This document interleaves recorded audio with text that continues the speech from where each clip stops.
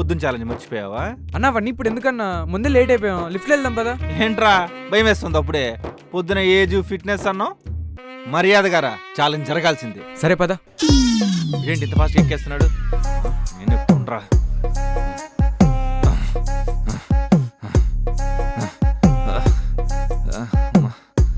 వీడిని ఎక్కేస్తున్నాడు.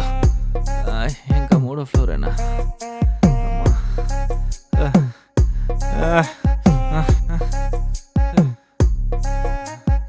ఏంటి అలసిపోట్లే? అలాగే ప్రాణం పోయేలా ఉన్నాడు. చెమటలు పడతాయి.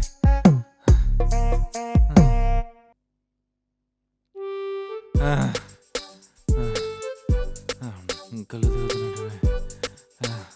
చెమటలు పడుతున్నాయి. అన్నా అన్నా వాటర్ వాటర్ ఇదిగో అన్న.